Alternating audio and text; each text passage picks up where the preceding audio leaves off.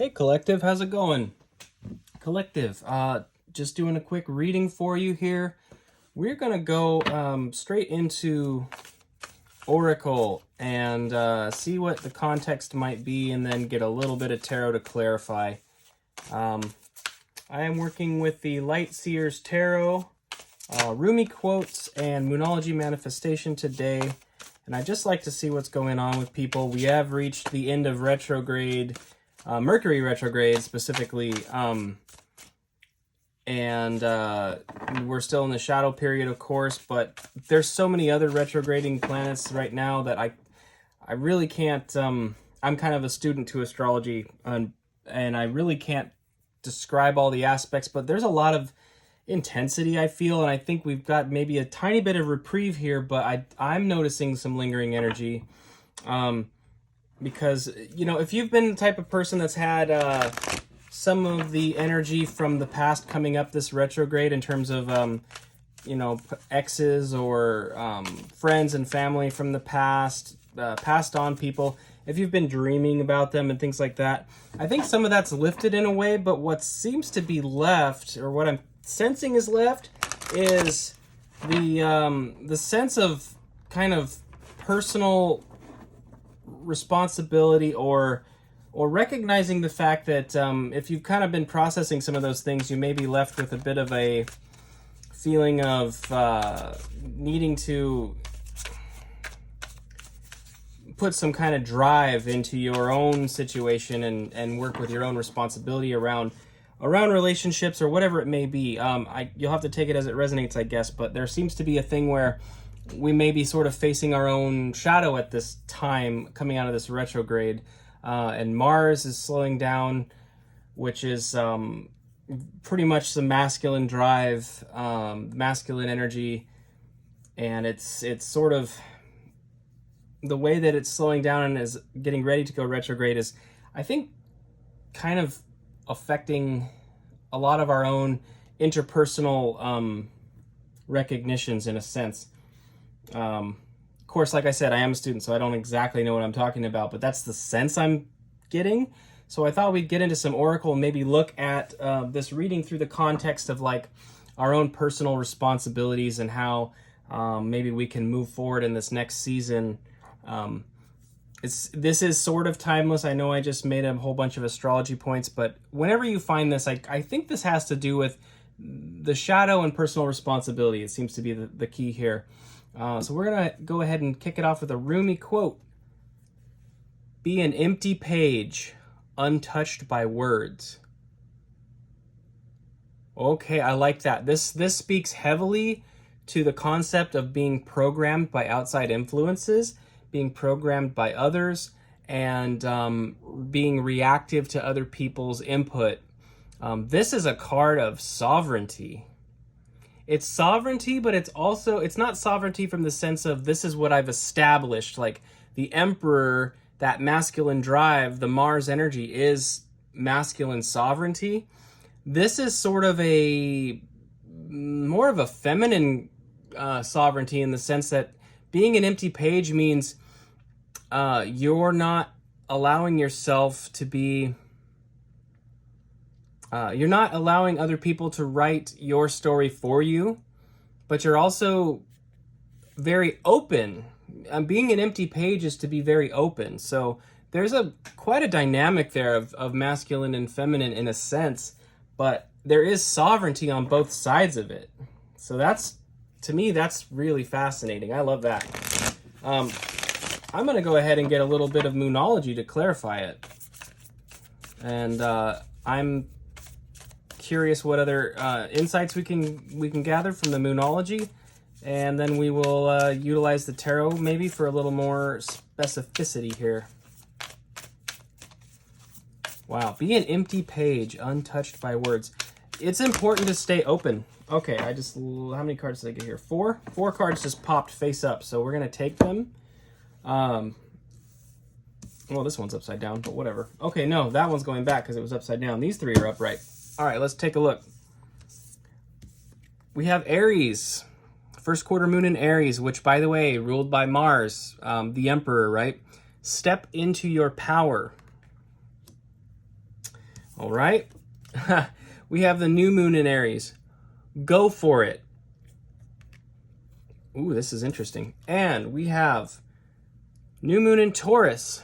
Know your worth. I think this is awesome. So regardless of how you identify and which energy, masculine or feminine, is more predominant in your persona, there is such a key here to be not... It's so... Let me put it this way. It's so important right now to know what you believe and why you believe it. And if you don't know why you believe something or why you're on a certain team, say politically or philosophically or whatever, if you don't really know why, I think it's really worth your while to question that. So that's the empty page part. It's important to be confident in who you are, because if you're truly confident in who you are, you're not going to be so easily put on the defense by others, for example. That said, it's so important to challenge your own beliefs and ask yourself why. One of my personal practices that I like to do, and I've kind of been doing it, really, to be fair, this is not something that I've been doing my whole life, but it's true to my nature. So once my programming was kind of disrupted, back around 2012, I had a massive disruption in my programming. And, subsequently went into sort of a new programming in a sense. In my personal example, I was a fundamentalist Christian, Bible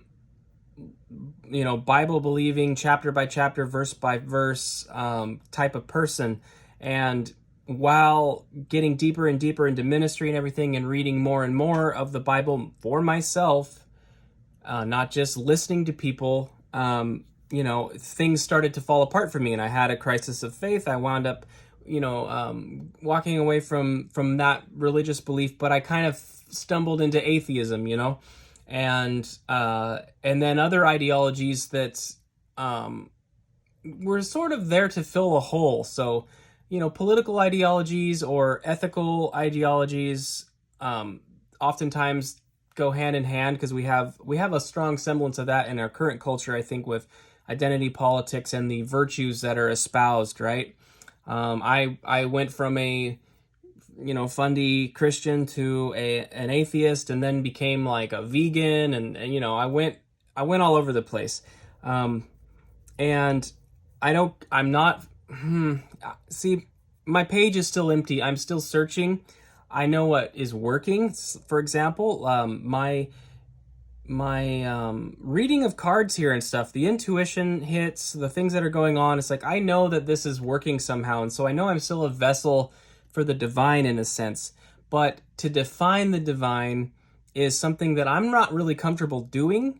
So in a sense, it doesn't mean that I don't believe that there's a God. It's not a positive affirmation. It's sort of a negative, it's sort of a statement of well, I don't know of one specific one. I refer to it as source or spirit or the divine, and I trust it.